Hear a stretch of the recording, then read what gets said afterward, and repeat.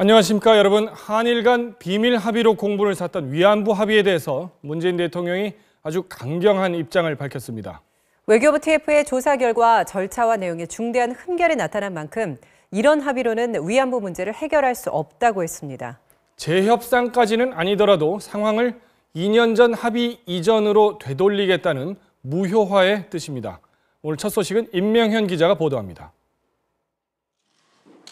문 대통령은 대변인을 통해 밝힌 입장문에서 대통령으로서라는 표현을 2번 사용했습니다. 조사 결과 발표를 보면서 대통령으로서 무거운 마음을 금할 수 없습니다. 대통령으로서 국민과 함께 이 합의로 위안부 문제가 해결될 수 없다는 점을 다시금 분명히 밝힙니다. 최종적이고 불가역적인 합의라고 규정됐던 2년 전 합의 이전으로 상황을 되돌려야 할 필요성을 대통령으로서 직접 시사한 대목으로 받아들여지고 있습니다. 문 대통령은 2년 전 합의가 국제사회의 보편적 원칙에 위배될 뿐 아니라 피해 당사자와 국민이 배제된 점에서 뼈아프다고 말했습니다. 양국 정상의 추인을 거친 정부 간의 공식적인 약속이라는 부담이 있긴 하지만 진실을 외면한 자리에서 길을 낼 수는 없다는 말로 합의를 다시 검토해야 할 필요성을 역설했습니다. 고통스럽고 피하고 싶은 역사일수록 정면으로 직시해야 합니다. 문 대통령은 피해자 중심 해결, 그리고 국민과 함께라는 외교 원칙 아래 이른 시일 내에 후속 조치를 마련해달라고 정부에 주문했습니다. 동시에 역사 문제 해결과는 별도로 한일 간 미래지향적 협력을 위해 정상적인 외교 관계를 회복해 나갈 것이라고 강조했습니다. MBC 뉴스 임명현입니다. 하루 만에 뭔가 바뀌었습니다. 어제 민관 TF 조사 결과가 나오기 전날만 해도 외교부는 시간을 두고 대책을 검토하겠다 이랬었는데 오늘 대통령 언급은 초강경입니다. 문 대통령 언급의 의미와 파장을 더 자세히 알아볼 필요가 있겠는데요. 청와대 출입기자 연결해 보겠습니다. 이재훈 기자. 네, 청와대에 나와 있습니다. 네, 어제는 청와대 공식 논평도 자제하고 신중했는데 오늘 이렇게 강한 메시지가 나오게 된 배경 뭘까요? 네, 오늘 오전 문재인 대통령의 입장문이 나오자 기자들이 상당히 술렁거렸는데요. 그만큼 문재인 대통령의 메시지가 언론의 예상보다 빨리 그리고 강하게 나왔다는 겁니다. 국가 간의 공식 합의를 부인하는 부담을 안고서도 이번 발표를 한 것은 위안부 합의가 절차적으로나 내용적으로나 큰 흠결이 있는 총체적인 부실 합의라는 인식에 따른 것으로 보입니다. 또 청와대 핵심 관계자가 역사를 바라보는 대통령의 시각이 국민과 같을 것이라고 말한 데서도 알 수 있듯이 이 문제에 대해 강한 입장 표명을 요구하는 여론도 전격 발표에 영향을 미친 것으로 분석됩니다. 네, 위안부 합의 재협상은 어차피 대선 공약이기도 했었죠. 그런데 어제 발표 시점이 합의 2주년의 D-1, 오늘 또 대통령 메시지는 정확히 2주년, 타이밍은 좀 묘한데요. 네, 날짜가 좀 묘하긴 한데요. 청와대는 발표 날짜를 조율한 일은 없다고 밝혔습니다. 아, 그렇습니까? 그런데 문 대통령 입장문을 보면 맨 마지막 문장 특히 눈에 띕니다. 정부의 빠른 시일 안에 후속 조치를 마련하라라고 했는데 그럼 어떤 조치를 예상할 수 있습니까? 문재인 대통령은 입장문에서 피해자 중심 해결 원칙을 강조했는데요. 지난 합의에서는 무엇보다 위안부 할머니 당사자들의 입장이 배제됐다. 할머니들의 의견을 듣는 절차가 너무 중요하다고 청와대는 밝혔습니다. 그래서 정부는 앞으로 위안부 할머니들과 관련 단체들의 의견을 수렴하는 절차를 거칠 것으로 보입니다. 그렇다면 또 재협상으로 간다는 것처럼 들리기는 하는데요. 네, 사실상 위안부 합의 파기가 아니냐는 질문에 청와대 핵심 관계자는 합의 파기인지는 지금 단계에서는 답할 수 없는 문제라고 말했습니다. 외교적으로 상당한 부담감을 느끼고 있음을 시사하는 발언이라 할 수 있겠는데요. 하지만 청와대가 이와 관련된 입장을 정리하는 데는 시간이 오래 걸릴 것 같지는 않습니다. 청와대는 내년 초 대통령 신년 기자회견 때 대통령이 입장을 밝힐 것이고 그 이전이라도 정부 입장이 정리된다면 먼저 발표할 것이라고 밝혔습니다. 네, 그렇다면 이번엔 일본 소식을 알아보겠습니다. 일본은 오늘 더 뻣뻣해지고 강경해졌습니다. 합의 유지 외에 다른 선택지는 없다. 이렇게 공식 외교 채널을 통해서 압박을 했고요. 아베 총리는 합의 변경은 없다는 뜻을 밝힌 것으로 전해졌습니다. 임경아 기자가 보도합니다. 오늘자 일본 니혼게이자이 신문입니다. 우리 정부의 위안부 합의 검증 결과를 들은 아베 총리가 측근들에게 위안부 합의는 1mm도 움직이지 않는다고 말했다고 전했습니다. 중동을 순방 중인 고노다로 외무상은 합의가 변경되는 일이 없기를 믿는다면서 변경되더라도 받아들일 수 없다고 다시 한번 못 박았습니다. 前の政権がやったことは知りませんということでは、これから先日韓合意をするのが何事においても難しくなります。 또 비공개를 전제로 한 내용을 일방적으로 공개한 것은 매우 유감이라는 말도 덧붙였습니다. 공식 외교 라인을 통한 항의도 해왔습니다. 주일 한국대사관 관계자와 접촉한 가나스기 겐지 외무성 국장은 합의를 유지한 것 말고 다른 정책적인 선택지는 없다고 잘라 말했습니다. 하지만 지난해 부산에 소녀상이 설치됐을 때 주한 일본 대사를 귀국시켰던 것 같은 강경 대응은 아직 나오지 않고 있습니다. 우리 정부의 협상 파기나 재협상 등 공식 조치가 아직 나오지 않은 점을 고려한 것으로 보입니다. 일부 일본 언론들은 당장 내년 2월 평창올림픽 개회식에 아베 총리가 참석하지 말아야 한다고 압박하고 있어 당분간 한일 관계는 살얼음판에 서게 됐습니다. MBC 뉴스 임경아입니다. 네, 보신 것처럼 한일 관계는 이제 다시 경랑 속으로 빠져들고 있습니다. 정부는 일단 위안부 문제와는 별개로 한일 간의 외교 협력은 살려나간다는 두 갈래의 전략을 구사하겠다고는 했는데요. 쉽지는 않아 보입니다. 이남호 기자가 계속해서 보도합니다. 한일 위안부 합의는 공식적인 조약도 아니고 합의문조차 따로 없습니다. 양국 정부 대표의 구두 합의일 뿐입니다. 그런 점에서 합의 내용의 법적 구속력은 없다는 의견이 우세합니다. 하지만 국가 간의 약속은 약속이기 때문에 일방적으로 파기하는 데는 큰 부담이 따릅니다. 때문에 정부는 위안부 합의를 따를 수 없게 됐는데도 공식적인 파기나 재협상 선언엔 신중한 모습입니다. 위안부 피해자, 유관단체, 전문가들의 의견을 충분히 반영하고 한일 관계에 미칠 영향도 감안해 나갈 것입니다. 또 위안부 합의 문제와는 별개로 한일 간의 안보 협력이나 경제 협력은 계속 강화시켜 나가는 이른바 투트랙 전략을 구사한다는 방침입니다. 하지만 과거사 갈등을 그대로 두고서는 다른 협력도 어렵다는 지적이 적지 않습니다. 투트랙으로 가기가 쉽지는 않다고 보입니다. 사실 역사 문제를 갖다가 정치 외교에서 딱 떼어놓고 이렇게 접근하기는 어려운 부분이 분명히 있습니다. 한일 관계가 경색되면 북핵 문제를 풀기 위한 한미일 안보 공조가 흔들릴 수 있다는 부담도 있습니다. 이와 관련해 외교부 당국자는 한일 관계를 파탄내지 않기 위해 위안부 합의를 공식적으로 파기하기보다는 의도적으로 무시하는 방법도 검토해 볼 만하다고 말했습니다. MBC 뉴스 이남호입니다. 이번에는 문 대통령 발표에 대한 정치권 반응을 보겠습니다. 여야 구분 없이 대체로 공감을 표시했지만 자유한국당만은 외교문서 공개를 문제로 지적했습니다. 서혜연 기자입니다. 더불어민주당은 박근혜 정권에서 진행된 위안부 합의가 효력 없음이 분명해졌다고 강조했습니다. 어두운 역사를 덮어둔 채 미래지향적인 한일 관계를 기대하기란 어렵다며 일본 측의 진심 어린 사과가 한일 관계의 기본이 돼야 한다고 강조했습니다. 정부가 위안부 피해 할머니들의 마음을 보듬고 국민들의 지지와 성원을 바탕으로 한일 관계를 정상적으로 만들어 갈 것이라 기대하고 있습니다. 자유한국당은 한일 외교문서 공개에 초점을 맞췄습니다. 전 정권의 외교적 합의가 모두 까발려진다면 어떤 나라와도 계약을 체결할 수 없을 것이라고 비판했습니다. 세계 우방들이 느끼는 대한민국에 대한 신뢰도는 이루 말할 수 없이 추락할 수밖에 없다는 것을 명심해야 합니다. 국민의당은 문 대통령의 비판에는 공감한다면서도 한일 관계의 중요성을 언급하는 원론적인 입장을 내놨습니다.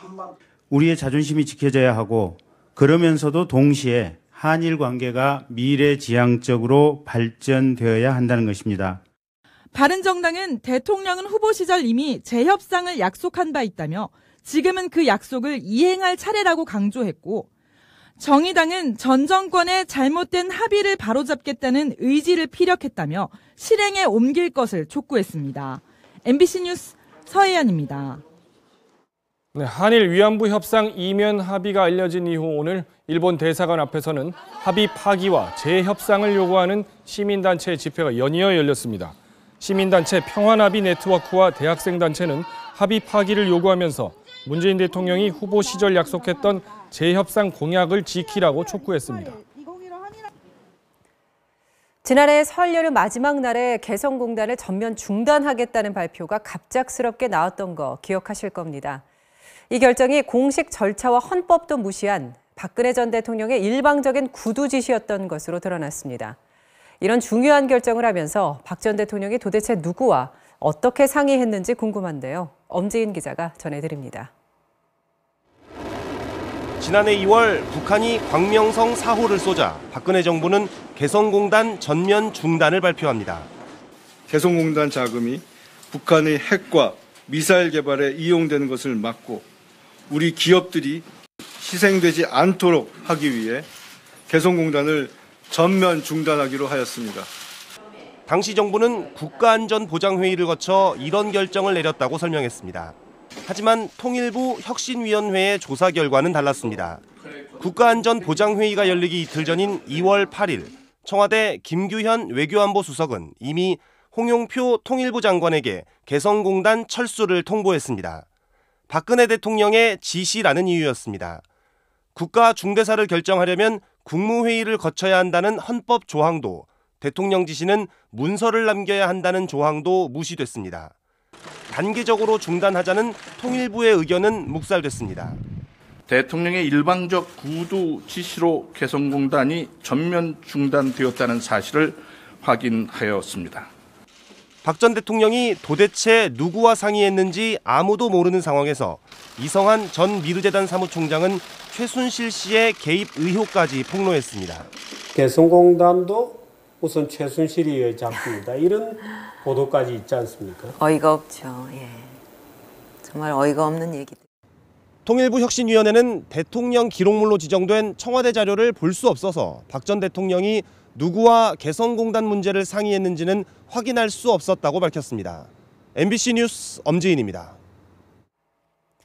이 개성공단을 중단해야 한다면서 당시 박근혜 정부가 제시했던 이유 역시 과장되거나 확인되지 않은 정보였던 것으로 드러났습니다. 이어서 유충환 기자입니다.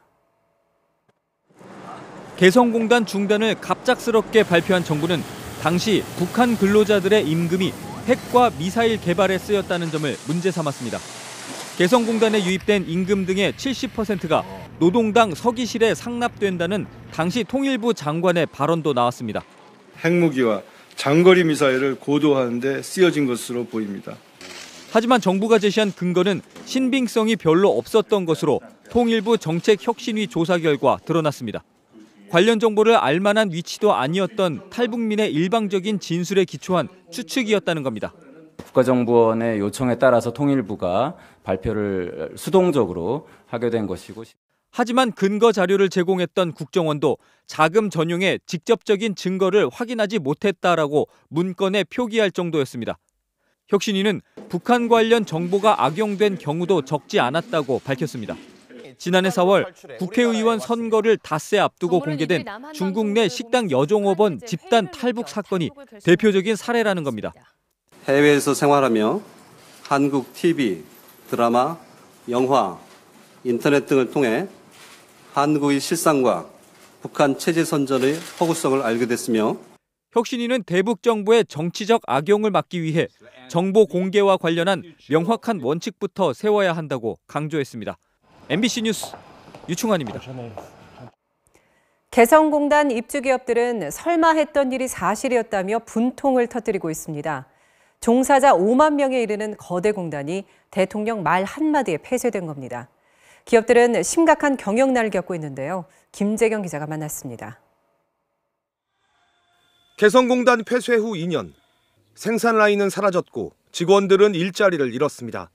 속옷을 만드는 이 회사 역시 그 사이 연 매출액이 120억 원에서 60억 원으로 반토막 났고 매년 10억 원의 적자를 기록하고 있습니다.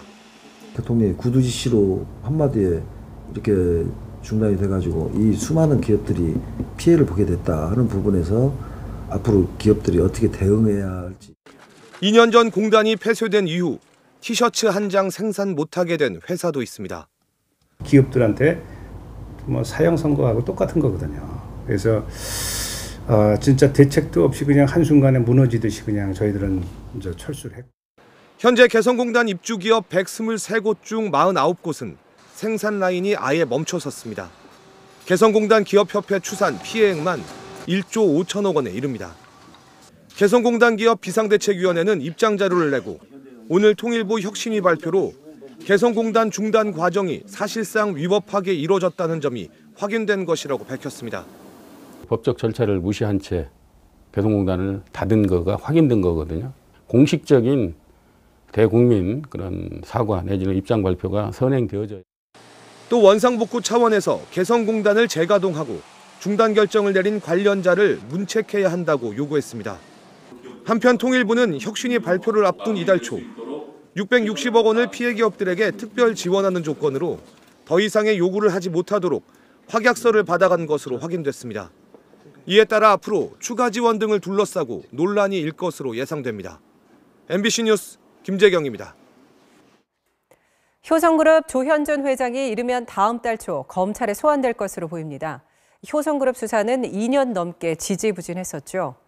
검찰은 대여섯 가지 범죄 혐의를 상당 부분 확인했다고 밝혔습니다. 이지선 기자가 취재했습니다. 검찰이 지난 22일 효성그룹 건설부문 박모 상무를 전격 구속한 것으로 확인됐습니다.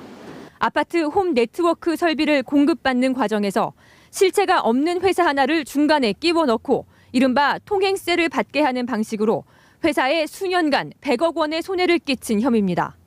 이 중간업체가 챙긴 이익률은 무려 40%. 말하자면 납품업체로부터 직접 사면 60원이면 될 설비를 공연히 업체 하나를 더 끼워 100원에 사게 함으로써 효성이 손해를 보게 된 겁니다. 검찰은 이 중간업체의 대표가 조현준 회장의 친한 지인이라는 점에 주목하고 구속된 박 상무가 조 회장의 지시를 받고 비자금을 조성한 것으로 보고 있습니다. 중간업체 대표 홍모 씨는 검찰 조사에서 자신의 회사라고 주장하면서도 100억 원에 달하는 돈을 쌓아두기만 한 데 대해 뚜렷한 이유를 대지 않은 것으로 전해졌습니다. 검찰 관계자는 이르면 다음 달 초 조 회장을 피의자 신분으로 소환하겠다고 밝혔습니다. 검찰이 조 회장을 겨누고 있는 혐의는 더 있습니다. 효성그룹 계열사인 노틸러스 효성이 조 회장의 개인 회사 7곳과 허위로 구매 계약을 맺어 55억 원을 건네준 혐의와 효성투자개발이 조 회장 개인 회사의 빚 보증을 서도록 해 회사가 300억 원의 손해를 입게 한 혐의 등도 집중 추궁할 예정입니다. 지난 2년간 지지부진했던 효성에 대한 검찰 수사가 속도를 내면서 조현준 회장은 현 정부 들어 개인 비리로 소환되는 첫 대기업 오너가 될 가능성이 높아 보입니다. MBC 뉴스 이지선입니다. 네, 이 화면은 오늘 교육부에서 제출받은 서류 상자들이 검찰청으로 옮겨지는 모습입니다. 2년 전에 역사교과서 국정화를 결정하면서 교육부가 여론조사를 실시했었는데요. 그때 찬성 의견서를 무더기로 인쇄하고 또 찬성 의견서에 인적사항을 이완용, 박근혜, 박정희 이런 가짜 이름을 써서 냈던 사실, 최근 교육부 진상조사에서 드러났는데요. 그 부분을 검찰이 수사하고 있습니다. 그런데 국정화 여론조사는 한 번 더 있었습니다. 1년 뒤에 교과서 현장 검토본을 내놓으면서 온라인 조사를 또 했는데 그 조사는 과연 믿어도 되는지 MBC 탐사보도팀이 의문을 품었습니다. 온라인으로 제출된 의견과 접속 IP를 입수해서 분석해봤더니 수상한 점이 많았습니다. 먼저 배주환 기자가 보도하겠습니다. 의견 수렴 기간 4주 중 마지막 날에 들어온 의견 전체를 살펴봤습니다. 국정교과서가 독재를 미화하지 않았다고 평가한 한 찬성 의견. 지필지비라는 단어가 눈에 띕니다. 맥락상 지필진의 오타입니다. 그런데 8분 뒤 올라온 의견에서도 20분 뒤에 올라온 의견에서도 같은 오타가 나옵니다. 지필지비라고 써서 올린 의견은 모두 8건. 8명이 한 의견을 그대로 복사해 붙여넣기만 한 것으로 보입니다. 사람은 같은데 신분이 바뀌기도 합니다. 자신을 중3 학생이라고 밝힌 작성자. 1분 뒤에 또 다른 의견을 올리면서 내 아이를 맡기기에 안심이 된다라고 씁니다. 1분 사이에 학생이 학부모가 된 겁니다. 이런 현상은 모두 찬성 의견 쪽에서만 나왔습니다. 뉴스를 보면 기자회견이나 그런 게 나오잖아요. 그래서 그거를 보면 사람들이 의견이 비슷하시게 온 거 아닌가 싶은데. 접수 마감 45분을 남기고 찬성 의견을 올리기 시작한 작성자. 10분도 안 돼 서로 다른 내용으로 42건이나 올립니다. 15초에 한 건 꼴입니다. 이렇게 내용을 바꿔가며 10건 이상 무더기로 의견을 올린 사람만 21명. 가상의 찬성 의견이 계속 쇄도하면서 여론 수렴 마감 전날까지 188건에 불과했던 찬성 의견은 마지막 날엔 723건이나 들어와 최종적으로 911건이 접수됐습니다. 이에 따라 찬반 의견 비율 역시 4대 6에서 8대 2로 하루 만에 극적으로 뒤집어졌습니다. 국정역사교과서 추진에 있어서 조작 가능성이 있습니다. 그렇기 때문에 이 조작 가능성에 대해서 관계기관의 철저한 수사가 필요하다고 생각합니다. 의견 수렴 직후 교육부는 국정교과서를 상당수가 찬성하고 있음을 확인했다면서 국정교과서를 폐기하지 않고 검정교과서와 혼용하겠다고 발표했습니다. 또 적지 않은 국민들께서 국정교과서에 대한 긍정적인 평가를 해주시고 계시기 때문에 그런 부분을 함께 고려했다는 말씀을 드리겠습니다. 오타까지 베껴 올리고 혼자서 수십 건의 의견을 올려 여론을 왜곡한 사람들. 도대체 누굴까요? MBC 취재진이 이 의견 제출자들의 명단을 모두 입수해 그들을 추적해 봤습니다. 이어서 오혜정 기자가 보도합니다. 부산의 한 초등학교 교직원. 조사 마지막 날에만 37번 의견을 개진했습니다. 그런데 여론조사에 응한 동기가 석연치 않습니다. 제가 교인이니까 아마 어디서 이렇게 같이 흘러갖고 와서 본 것 같아요. 모르는 사람이에요. 국제한테 카톡이 왔길래. 37개 의견 모두 SNS 대화방에 올라온 의견을 그대로 베껴 올렸다는 주장인데 명백한 여론 조작임에도 굳이 그런 행위를 한 이유는 제대로 설명하지 못합니다.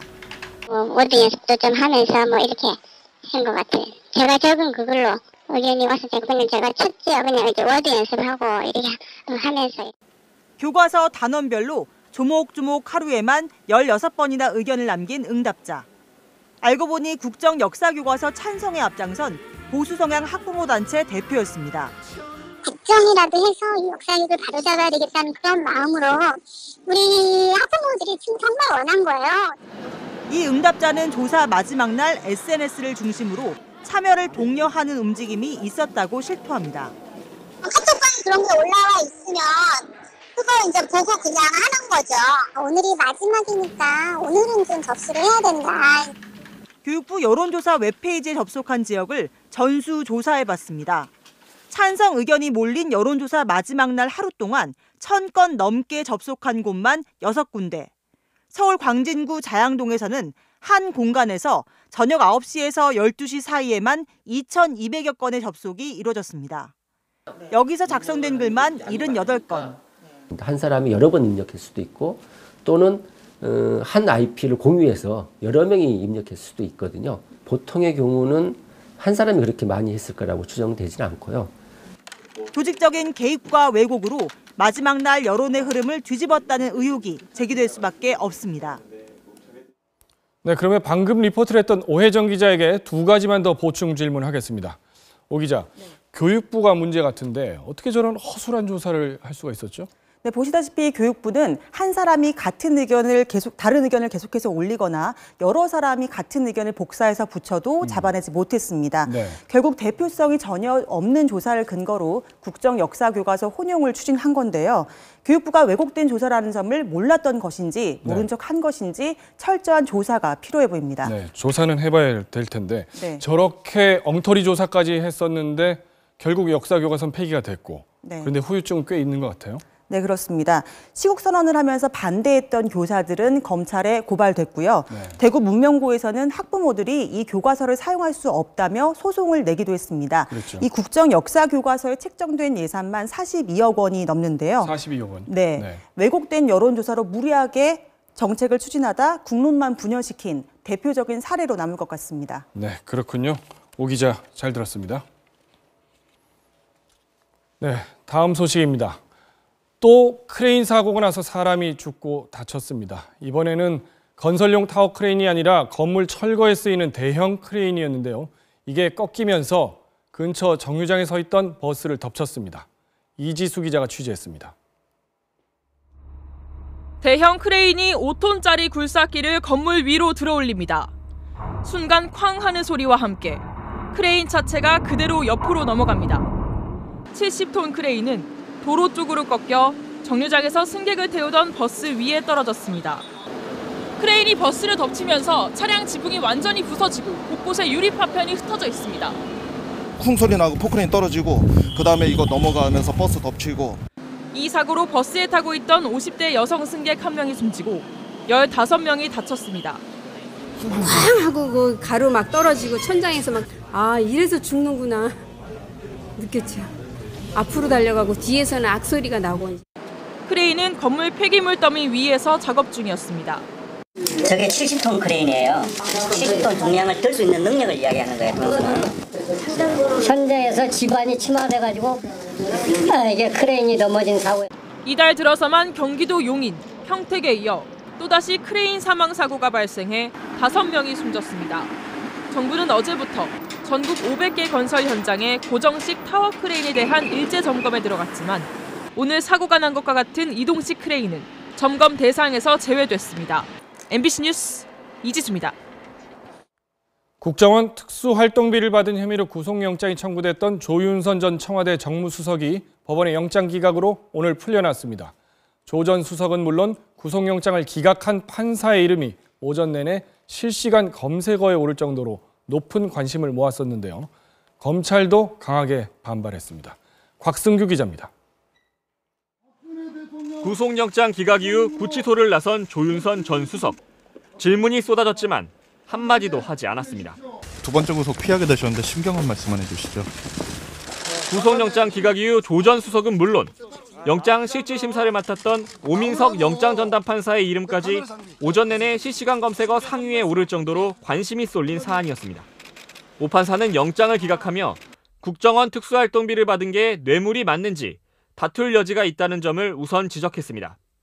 또 화이트리스트 외에도 별건으로 재판을 받고 있어 도주나 증거인멸의 우려도 없는 만큼 불구속 상태로 재판받게 할 필요가 있다고 밝혔습니다. 검찰은 오늘 새벽 4시 영장 기각이 결정된 지 불과 30분 만에 입장을 내며 강하게 반발했습니다. 대기업이 보수단체에 거액을 지원하도록 한 이른바 화이트리스트 혐의에 있어 조 전 수석 밑에서 일했던 허현준 전 행정관의 구속영장을 발부한 사람도 바로 오 판사라면서 그 상급자인 조 전 수석을 불구속하는 건 형평성에 위배되는 일이라고 꼬집었습니다. 조윤선 전 수석과 마찬가지로 국정원 특활비를 받은 혐의를 받고 있는 이재만, 안봉근 두 전직 비서관이 영장 실질심사를 거쳐 구속됐다는 점도 상기시켰습니다. 법원은 구속영장을 둘러싼 논란이 일 때마다 법이 정한 불구속 수사 원칙에 따라 공정하게 처리하고 있다며 논란을 일축해왔습니다. 그러나 동일한 사안마저 구속영장 발부 기준이 오락가락한다는 지적도 나오고 있어 앞으로도 구속영장 발부를 둘러싼 법원과 검찰의 갈등은 지속될 것으로 보입니다. MBC 뉴스 곽승규입니다. 이명박 전 대통령이 실소유주라는 의심을 받는 자동차 부품업체 다스의 비자금 의혹에 대한 검찰 수사가 본격화했습니다. 오늘은 다스의 경리팀장이었던 최동영 씨가 검찰의 참고인 조사를 받으러 나왔는데요.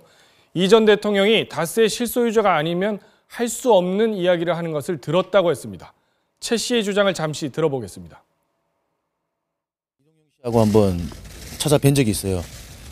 당시에 이제 당선인 신분자께서 하신 말씀이 있는데 그 실제 소유자가 아니라면 그런 얘기는 못 한다고 생각하고 있어요. 뭐 다른 내용도 많지만 그거는 검찰에서 말씀드리도록 하겠습니다. 네, 그동안 종교의 영역이라고 해서 종교단체의 자금 사용에 대해서는 세무조사 예외가 적용돼 왔었는데요. 불투명한 재정 집행으로 인해 내부에서조차 싸우는 경우가 종종 발생하고 있습니다.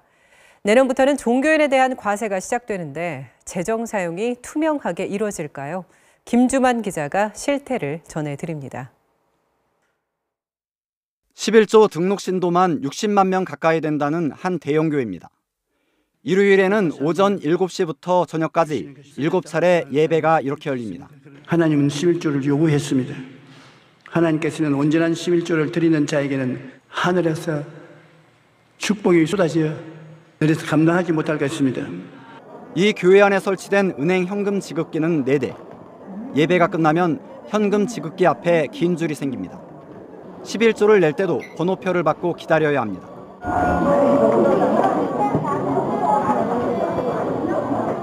이 교회의 내년 예산은 1248억 원, 그중 400억 원가량이 선교 명목으로 집행됩니다.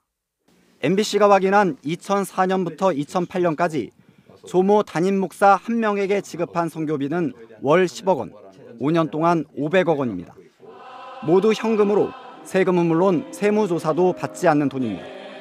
하지만 일부 장로들만 참석한 연말 결산에서는 자료 배포도 없이 슬라이드만 보여주는 식으로 마무리돼 왔습니다. 이렇게 관련 자료를 남기지 않는 이유는 단 하나, 담임 목사 스스로 세무조사를 피하기 위해서라고 설명하고 있습니다. 이 교회는 종교활동비 사용 내역이 문제가 돼 검찰 조사를 받게 되자 2년치 자료를 빼고는 모두 폐기했다며 자료 제출을 거부했습니다. 담임 목사가 퇴직할 때는 규정에도 없던 퇴직금 200억 원을 챙겨갔습니다. 이것이 교회입니다. 어떤 권력기관이 이런 기관이 있겠습니까? 나도 다른 교회 많이 다녀봤는데 그래도 여러분, 교회 측은 그동안 교회 내부의 일은 교회법에 의해 공정하게 집행되고 있다며 관련 의혹은 일부 장로들의 주장일 뿐이라고 일축했습니다. 오늘 한국교회의 모습은 어느 때보다 크고 화려해 보입니다. 하지만 이런 성장에 걸맞게 한국교회가 사회적 의무를 다하는지는 의문입니다. 올해는 유럽에서 종교개혁이 일어난 지 500년 되는 해입니다. MBC 뉴스 김주마입니다. 네, 지금 대학생들은 방학 기간이라 아르바이트 많이 하실 텐데요. 이 뉴스 보고 주의하시기 바랍니다. 돈이 부족한 대학생들에겐 돈 많이 준다고 하면 솔깃하기 마련이죠. 이런 학생들을 상대로 한 금융 사기들이 판을 치고 있습니다. 이기주 기자입니다. 중고차 매매 대금을 전달하면 월 700만 원을 준다는 아르바이트 광고. 대학생 이모 씨는 광고를 믿고 알바를 지원했습니다. 대금 거래에 써야 한다고 해 통장 사본도 제출했습니다. 업체가 시키는 대로 자기 계좌에 입금된 3,400만 원을 인출해 전달했는데 졸지에 보이스피싱 피의자가 됐습니다. 아버지께서 돌아가시고 어머니 혼자서 이렇게 일을 하고 계신데 단기간에 큰 돈을 벌 수 있겠다라는 점이 이 씨가 일했던 중고차 무역업체를 찾아가 봤습니다. 주소지는 낡은 중고차들이 흙먼지를 뒤집어 쓰고 늘어서 있는 야적장. 여기가 B-2인가요? 네. 여기가 혹시 그럼 무역인가요? 아닙니다. 무역이었던 적이 없나요? 모르겠어요.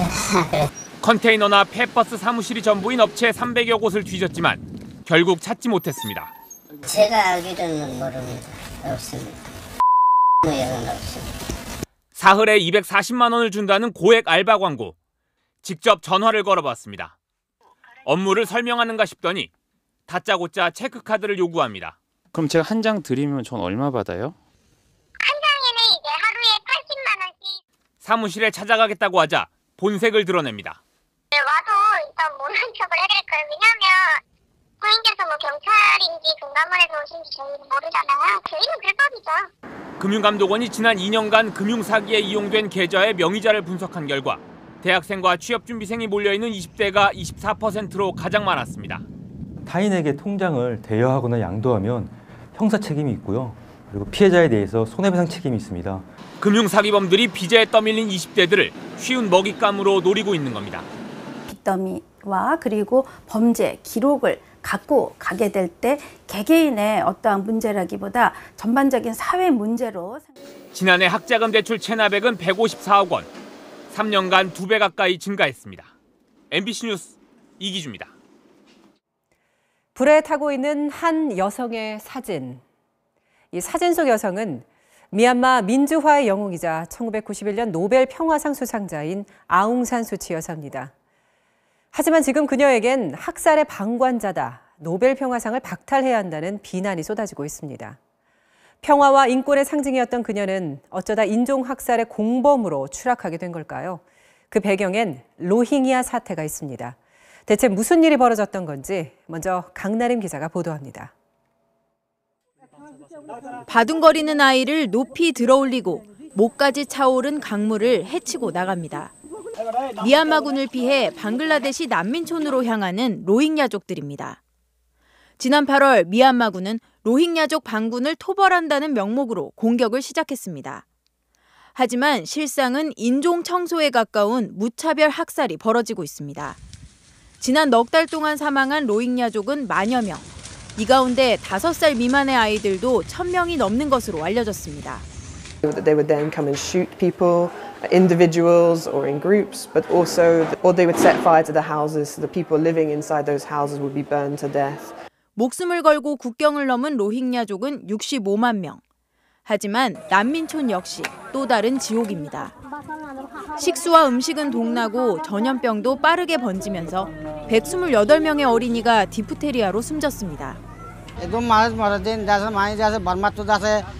কিছু বুড়া বুড়ি এসছে গরম ফেরাসানে এসছে ওষুধ বিয়ারাং এরিয়া খানা লালাম যাতে এরিয়া খানা লানা খাইয়ে যাতে ইনতে ফেরানো শুয়ে 지난달 미얀마와 방글라데시가 난민 송환에 합의했지만 지금도 미얀마군의 공격이 계속되고 있어 아웅산 수치에 대해 학살의 방관자라는 비난과 함께 인종 청소를 중단하라는 국제사회 여론이 들끓고 있습니다. MBC 뉴스 강나림입니다. 로힝야 사태에 대해 철저히 침묵하는 걸까요? 이번 사태를 따라가 보면 식민 통치의 그늘과 만나게 됩니다.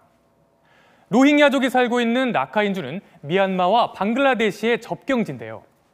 100여 년 전 당시 식민 통치를 하던 영국이 지금의 방글라데시 땅에 살던 로힝야족을 이곳으로 이주시키면서 갈등이 시작됐습니다. 영국은 로힝야족을 우대하며 미얀마인들을 지배하게 했습니다. 로힝야족은 영국을 대신해 미얀마인들의 토지와 쌀을 수탈했고 독립운동을 억압하며 2만 5천 명의 미얀마인을 학살했습니다. 1948년 영국에서 독립한 미얀마는 로힝야족들을 불법 이주자로 규정한 뒤 교육, 의료 등 모든 권리를 빼앗았고 이에 반발한 로힝야족 반군이 무장투쟁을 벌이는 과정에서 미얀마군에 의한 학살이 벌어졌습니다. 오랜 군부 통치 끝에 2년 전 가까스로 민주정부가 출범한 미얀마는 지금도 국방, 치안, 국경 업무의 전권을 군부가 쥐고 있는데요. 살얼음판 같은 민주정부를 이끌고 있는 수치는 로힝야족에 대한 국민의 뿌리 깊은 반감과 이를 이용해 지지세를 넓혀가는 군부, 국제사회의 압박 속에 그야말로 사면초가에 놓여 있는 상황입니다. 그럼 과연 국제사회는 이 문제를 해결할 수 있을까요? 아웅산 수치의 모교인 영국 옥스포드대는 최근 학교에 걸려있던 수치의 초상화를 없앴습니다. 영국은 수치의 명예시민권을 박탈하는 등 누구보다 수치 비판에 앞장서고 있지만 정작 이 비극의 씨앗이 된 자신들의 식민 통치에 대해서 어떤 반성이나 책임도 찾을 수가 없습니다. 미얀마의 대규모 가스전과 수력발전소 건설을 추진 중인 중국은 더 나아가 미얀마 정부를 적극 옹호하는 입장. 유엔 인권이사회가 추진한 로힝야족 인권 탄압 규탄 결의안은 중국의 거부권으로 무산됐습니다. 미얀마가 중국과 가까워질 것을 우려하는 미국은 로힝야족 탄압을 인종 청소로 규정하면서도 소극적인 제재에 그치는 이중적인 태도를 보이고 있습니다. 크리스마스 이브에도 어린아이가 참여하게 사살된 그러한 일이 있었습니다. 인권이라는 것을 먼저 생각을 해보고 군부의 학살과 수치의 침묵, 그리고 이익만을 앞세운 강대국들의 틈바구니에서 로힝야 사태는 해답을 찾지 못하고 있습니다. MBC 뉴스 김경호입니다. 네, 다음 소식입니다. 초등학교 선생님이 되고 싶어서 검정고시에 합격했는데 대학에 원서조차 넣을 수 없다면 심정이 어떨까요? 검정고시 출신 학생들이 대학 지원조차 안 되는 건 기본권을 침해한다며 헌법 소원을 제기했는데요. 오늘 위헌 결정으로 학생들의 손을 들어줬습니다. 임현주 기자입니다. 검정고시 출신인 한선영 씨. 지난 2016년 한 교육대학의 신입생 수시 모집에 지원하려 했지만 자격을 갖추지 못했다는 이유로 거부됐습니다. 입시 요강들을 살펴봤었는데 지원을 할 수가 아예 없어서 아예 기회조차 박탈된 그런 상황을 마주했을 때 되게 막막했었고 초등학교 교사를 양성하는 서울 교대 등 전국 11개 교육대학은 수시 모집 지원자는 반드시 학교 생활기록부를 제출하도록 하고 있기 때문입니다. 교육대학의 설립 취지상 수시 모집에서는 지원자의 학교 생활을 살펴봐야 한다는 논리지만 이 때문에 검정고시 출신자들은 수시 전형 지원 기회가 아예 박탈되는 셈입니다.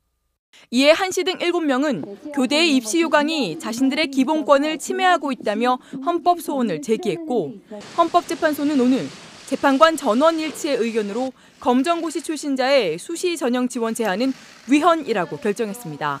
학생 상담을 할 때 지원이 되는지 안 되는지를 살펴볼 필요가 없어질 것 같아서 헌재는 그러나 올해의 경우 이미 합격자 발표까지 끝났다는 점을 감안해 수시 모집 입시 요강 자체를 취소하지는 않는다고 덧붙였습니다. MBC 뉴스 임현주입니다. 정부는 오늘 관계부처 차관회의를 열고 가상화폐 투기 근절을 위해 실명이 확인된 계좌로만 가상화폐를 거래할 수 있는 가상화폐 거래 실명제를 도입하기로 결정했습니다. 정부는 또 가상화폐 투기가 과열될 경우 가상화폐 거래소의 전면 폐쇄까지 검토하겠다고 밝혔습니다.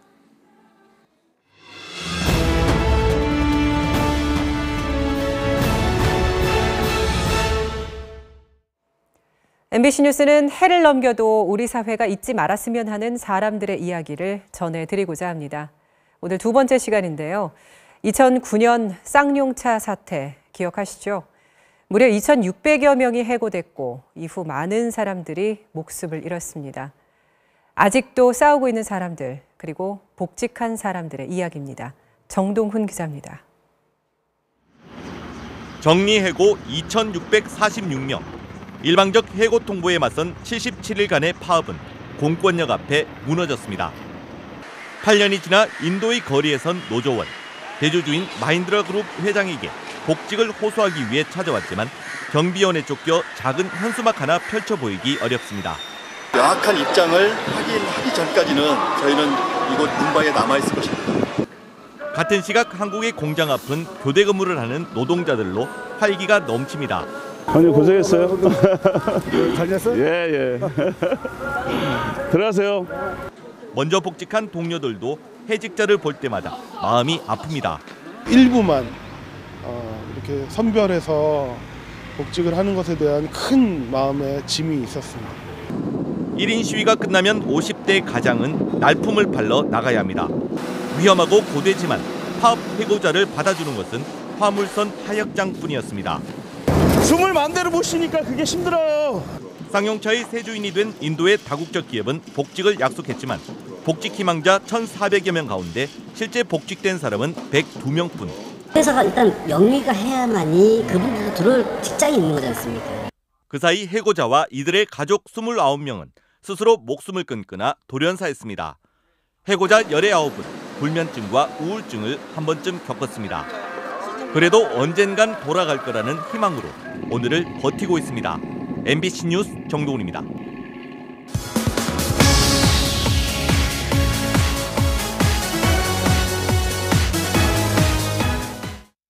목요일 밤 스포츠 뉴스입니다. 프리미어리그에서 맨체스터 시티의 기세가 무섭습니다. 오늘 뉴캐슬도 꺾고 18연승을 달리며 무패 행진을 이어갔습니다. 역대 최강팀으로 불리고 있는 맨체스터 시티, 오늘은 뉴캐슬 원정을 떠났습니다. 전반 31분 네브라이너가 살짝 띄워주고 그대로 스털링의 마무리. 선제골을 터뜨립니다. 오른발, 왼발이었군요.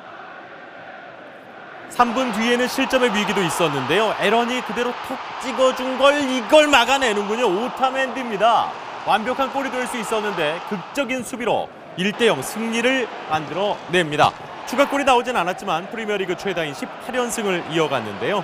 구단주 만수르로 대표되는 돈만 많은 구단에서 압도적인 실력까지 갖추게 된 맨시티. 이렇게 맨시티를 DNA까지 바꾼 사람 누굽니까? To win again and just to think about the Selhurst Park now. 바로 과르디올라 감독이죠. 이 감독 알고 보니 기록의 사나이입니다. 독일 분데스리가 바이에른 뮌헨에서 19연승. 그리고 스페인 프리메라 리가 FC 바르셀로나와 16연승. 현재 진행형인 잉글랜드 프리미어리그 연승 기록까지 유럽 3대 리그 연승 기록을 모두 보유하고 있네요. 과르디올라 감독 다음 경기 크리스털 팰리스전에서 자신의 기록에 도전합니다. 갑자기 이게 웬 시험 장면인가 싶으실 텐데 지난주에 처음 치러진 KBO 리그 공인 에이전트 자격 시험입니다. 아직은 낯선 에이전트 제도의 도입, 말들이 많은데요. 이명로 기자가 살펴봤습니다. 오가는 술 한 잔에 도장을 찍었다. 선동열 최동원이 뛰던 초창기는 물론이고 불과 얼마 전까지 프로야구 선수들의 연봉 계약은 이렇게 주먹구구식이었습니다. 규정이 어두운 선수들은 당연히 권익을 보호받기 어려웠는데요. 공정위가 2001년 시정명령을 내린 지 16년 만에 프로야구의 에이전트 제도가 공식 도입됩니다. 선수는 운동에 전념하고 대리인이 협상에 나서는 게 핵심으로 메이저리그의 슈퍼 에이전트 스캇 보라스가 대표적인 사례입니다. 이번 시험에는 149명의 응시자가 몰렸습니다. 야구 규약과 각종 규정 등 4과목 모두 60점 이상을 받아야 합격인데 응시자 가운데에는 변호사가 50명으로 가장 많았고 선수 출신도 눈에 띄었습니다. 프로야구를 좋아해가지고 이제 관심이 있어서 이제 보게 됐는데 공부가 부족해서 그런지 좀 많이 어렵네요. 또 1회 시험이니까 좀 처음에 하면 운이 좋을 수도 있잖아요. 한다고 했는데 힘드네요. 그런데 정식 에이전트가 나오기도 전에 우려가 만만치 않습니다. 이미 비공식 에이전트들이 활발하게 움직이면서 김현수, 황재균은 물론 손아섭과 강민호 등의 대형 계약을 이끌고 있는 상황. 게다가 특정 에이전트가 특급 선수들을 독점하지 못하도록 보유할 수 있는 선수 숫자를 제한했더니 이번엔 에이전트들이 수익성을 놓고 반발하고 있습니다. 양지로 나와서 활동을 하는 경우는 결국은 선수와 구단 간의 그 관계, 지위 자체가 이제 평등해지는 그런 좋은 점이 있다고 생각을 합니다. 그리고 구체적인 근거나 이런 자료에 의한 선수 계약이 첫 자격시험의 합격자가 내일 발표되는 가운데 에이전트 제도가 자리 잡는 데는 꽤 시간이 필요할 것으로 보입니다.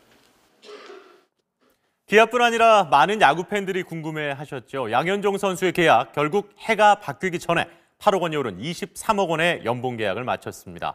에이전트 제도가 정식으로 도입이 되면 얼마나 받을지 궁금해지는군요. 화제의 명장면을 만나보는 시간, 오늘은 덩크슛에 관한 조금은 특별한 톱플레이입니다. 패스를 받은 버튼, BB와 LG의 경기에서 보여주는 멋진 덩크죠. 2m가 넘는 LG 김종규 선수의 얼굴 위로 내리찍습니다. 이런 걸 바로 인유어페이스 덩크라고 하는데요. 엄청난 점프력, 온라인에서도 화제를 모았습니다. 사실 이런 덩크가 막는 선수에겐 참 굴욕인데요. 2년 전에도 비슷했죠. 180의 오리온 잭슨이 역대급 덩크를 터뜨린 바가 있습니다. 완벽히 굴욕을 당하는 장면이 나왔기 때문에 멍했던 것 같습니다. 사실 인유어페이스 덩크는 NBA에서 뛰는 정상급 센터들도 종종 당합니다. 굴욕이라고 하기보다는 수비를 열심히 하다 보니까 생기는 영광의 상처 같은데요. 김종규 선수 어떻게 칼 좀 갈고 있나요? 제대로 정말로 몸상태를 만들어가지고 한번 버튼을 한번씩 막아볼 수 있도록 해보겠습니다. 네, 다음에는 멋진 블락슛 기대하겠습니다. 톱플레이였습니다. 프로배구 대한항공의 진성태 선수가 얼굴로 블로킹 득점을 올렸는데요. 많이 아프겠습니다. 자, 목요일 밤 스포츠 뉴스 마무리 짓겠습니다.